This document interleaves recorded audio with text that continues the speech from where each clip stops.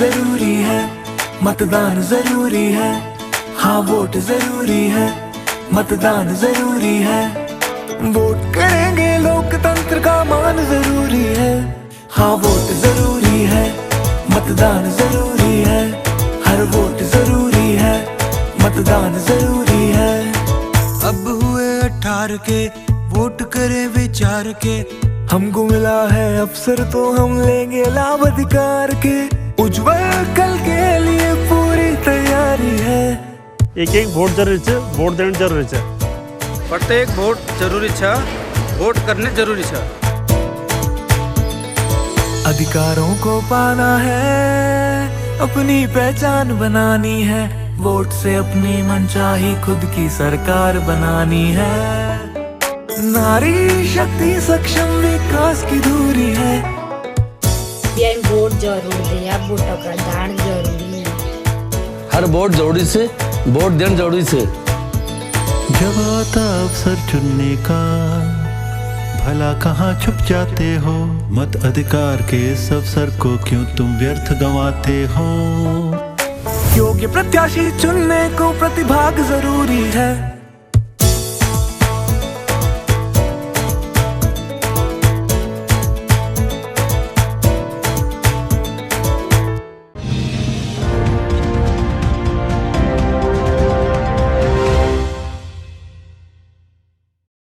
नमस्कार, देवभूमि समाचारों में आप सभी का स्वागत है। मैं हूं आपके साथ रक्षंदा खान। आगे आप मेरे साथ देखेंगे उत्तराखंड की तमाम छोटी बड़ी खबरें विस्तार से, लेकिन सबसे पहले एक नजर हेडलाइंस पर। दिल्ली में आज बीजेपी की बैठक में टिकटों के बंटवारे पर होगा मंथन। 19 जनवरी के बाद हो सकती है प्रत्याशियों की पहली लिस्ट जारी।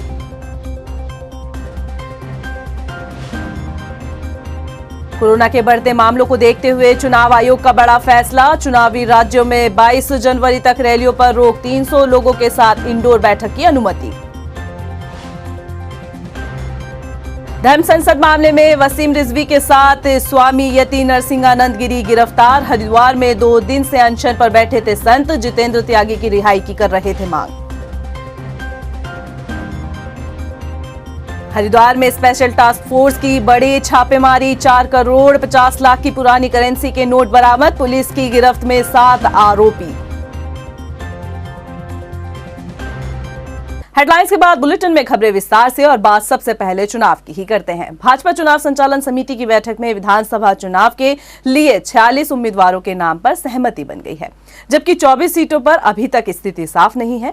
रविवार यानी आज केंद्रीय गृह मंत्री अमित शाह और पार्टी के राष्ट्रीय अध्यक्ष जेपी नड्डा के साथ दावेदारों के पैनल पर चर्चा होगी। 19 जनवरी को केंद्रीय पार्लियामेंट्री बोर्ड की बैठक के बाद प्रत्याशियों की पहली सूची का ऐलान हो सकता है। 46 उम्मीदवारों के नाम लगभग तय हो चुके हैं। इनमें से मुख्यमंत्री पुष्कर सिंह धामी, प्रदेश अध्यक्ष मदन कौशिक और सभी कैबिनेट मंत्री और कुछ वरिष्ठ और युवा नेता भी शामिल हैं।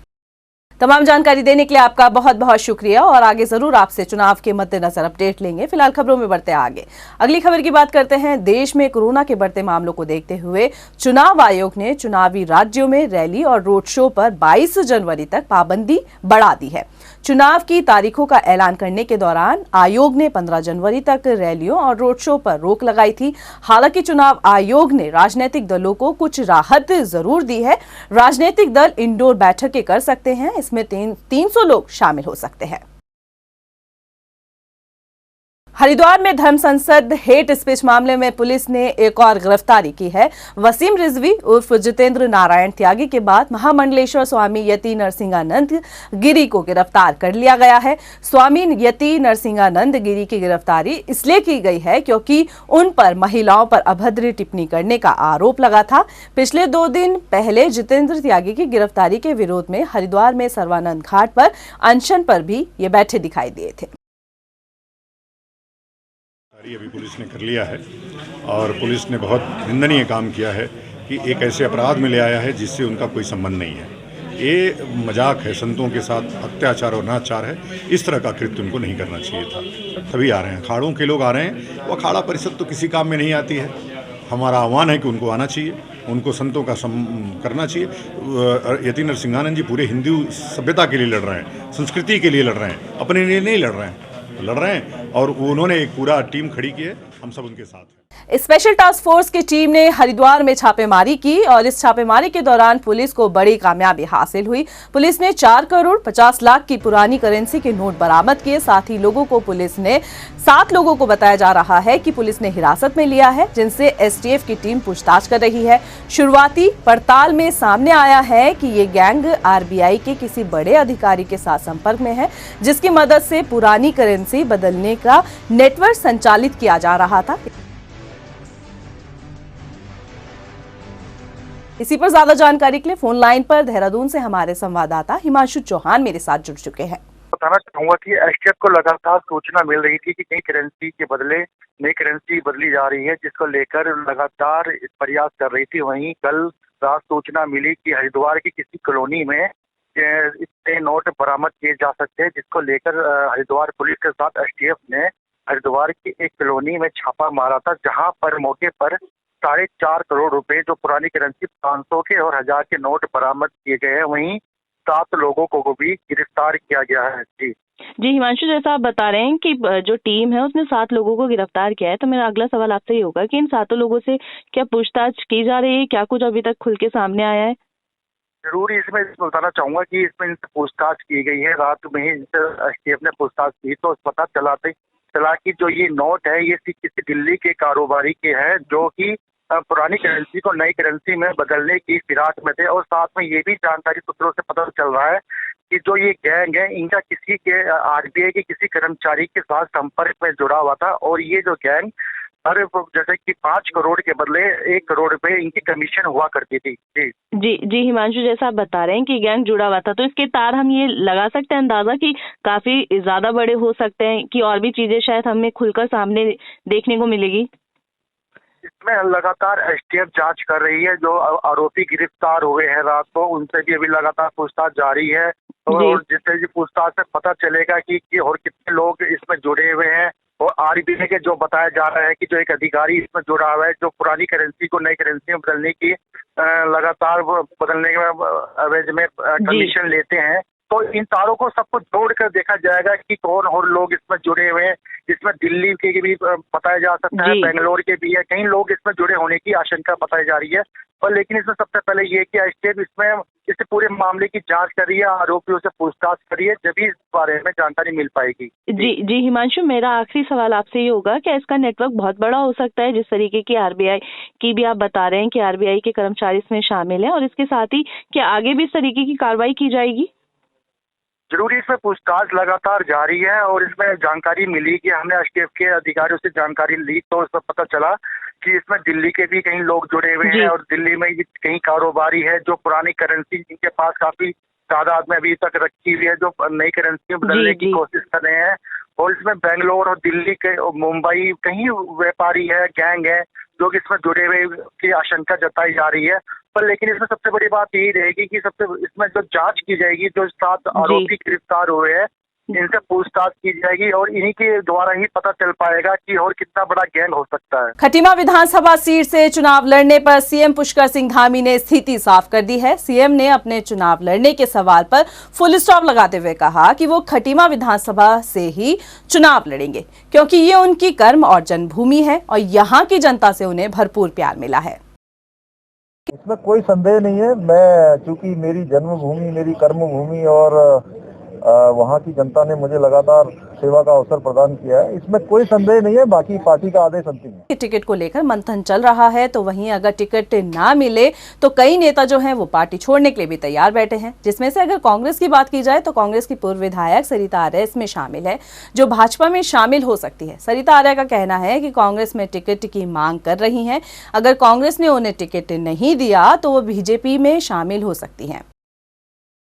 नहीं, अभी तो पार्टी में ही है। देखिए, वो शीर्ष नेतृत्व का अपना निर्णय है, उनके मामले में मैं कोई बात नहीं कहूँगी।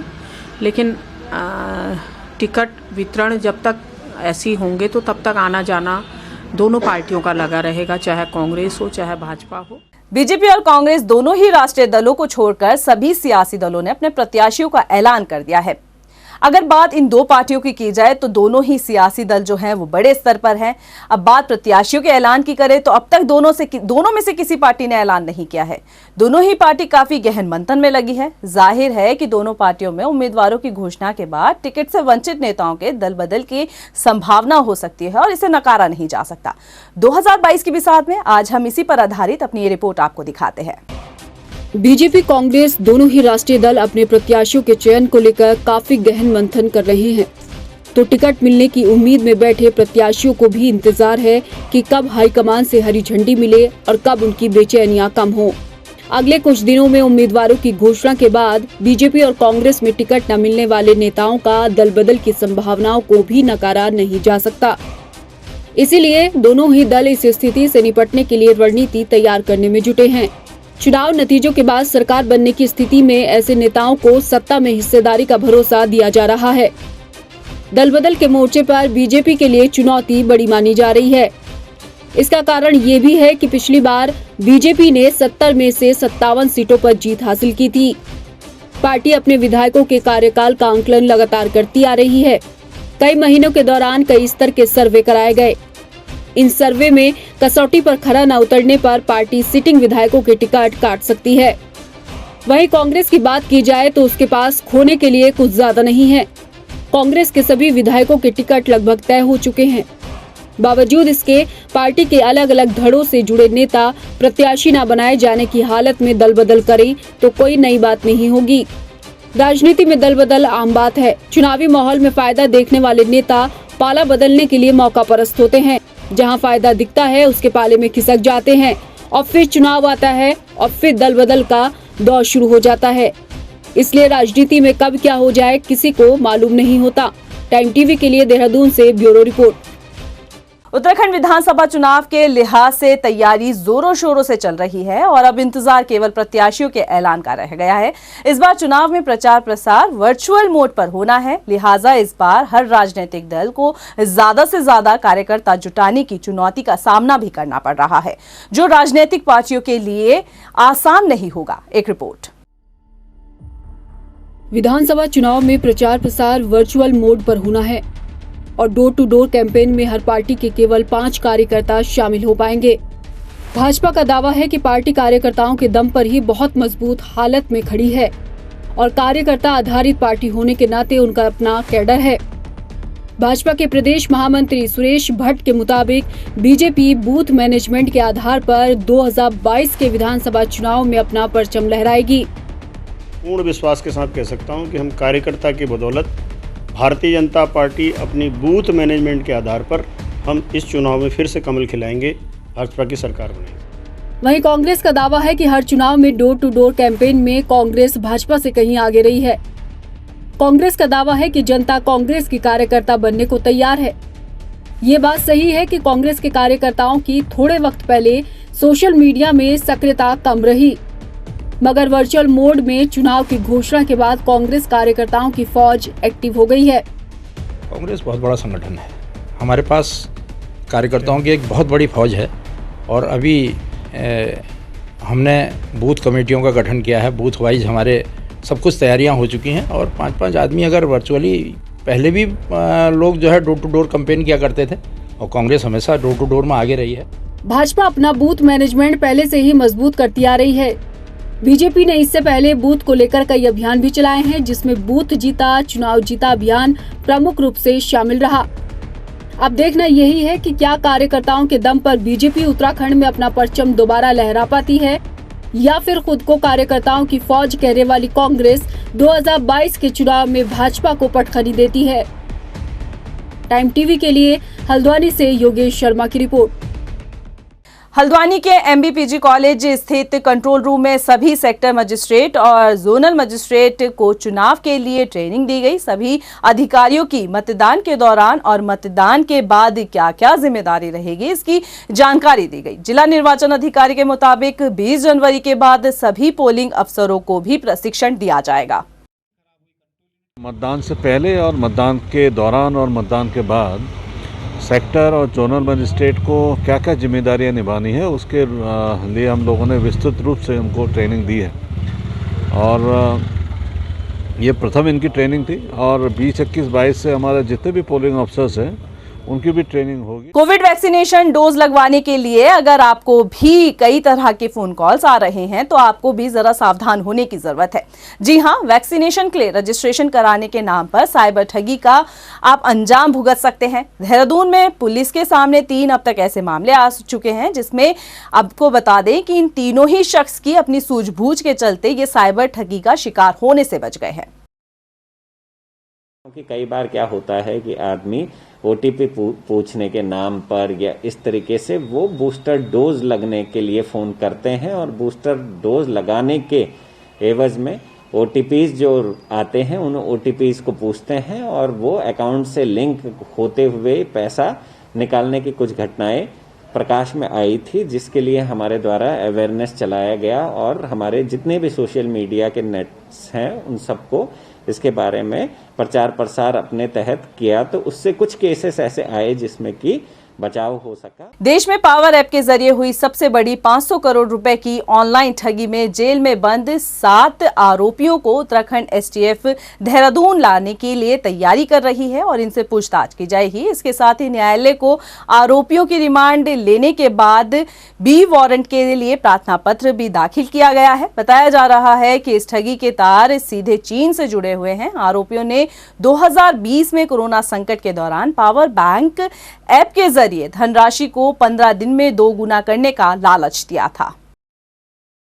लगभग 13 अभियुक्त संदिग्ध अभियुक्त थे, उनको देखा था जो जिनकी संलिप्तता इन पावर बैंक एप्स जो भी थी केसेस में पाई गई थी, जिस क्रम में हमने 6 संदिग्ध अभियुक्त हैं जिनके खिलाफ आरोप पत्र माननीय न्यायालय में प्रेषित कर दिया है और बाकी 7 अन्य संदिग्ध अभियुक्त हैं जिनके खिलाफ अलग अलग हमने नोटिस तामील करा रखे हैं। देहरादून में कोविड वैक्सीनेशन की कीमत वसूलने पर CMO ने 11 अस्पतालों को नोटिस जारी किया है। साथ ही कार्यवाही करते हुए पोर्टल बंद करने की भी अस्पतालों में बात कही जा रही है। टीकाकरण बंद भी करा दिया गया है। आपको बता दें कि प्राइवेट अस्पतालों में 300 रुपए से 950 रुपए प्रति टीका लोगों से वसूला गया है। फिलहाल इस बुलेटिन में इतना ही। मुझे दीजिए इजाजत, लेकिन चलते चलते एक नजर हेडलाइंस पर। नमस्कार। दिल्ली में आज बीजेपी की बैठक में टिकटों के बंटवारे पर होगा मंथन। 19 जनवरी के बाद हो सकती है प्रत्याशियों की पहली लिस्ट जारी।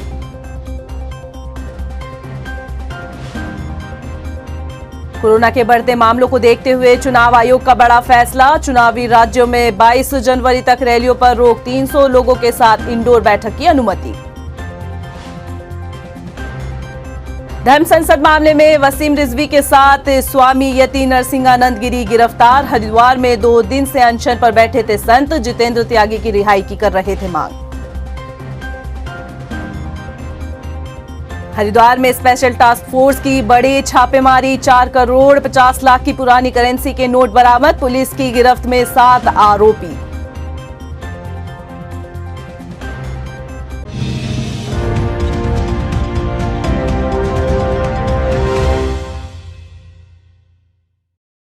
हर वोट जरूरी है, मतदान जरूरी है।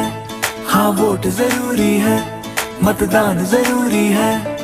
वोट करेंगे लोकतंत्र का मान जरूरी है। हाँ वोट जरूरी है, मतदान जरूरी है। हर वोट जरूरी है, मतदान जरूरी है। अब हुए 18 के, वोट करें विचार के। हमको मिला है अवसर तो हम लेंगे लाभ अधिकार के। उज्जवल कल के लिए पूरी तैयारी है। एक वोट जरूरी है, वोट देना जरूरी है। प्रत्येक वोट जरूरी है, वोट करने जरूरी है।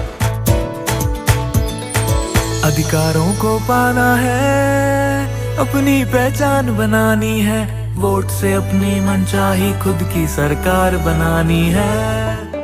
नारी शक्ति सक्षम विकास की दूरी है। वोट जरूरी है, वोटों का दान जरूरी है। हर वोट जरूरी से, वोट देना जरूरी से। जब आता अवसर चुनने का, भला कहाँ छुप जाते हो। मत अधिकार के इस अवसर को क्यों तुम व्यर्थ गंवाते हो। योग्य प्रत्याशी चुनने को प्रतिभाग जरूरी है।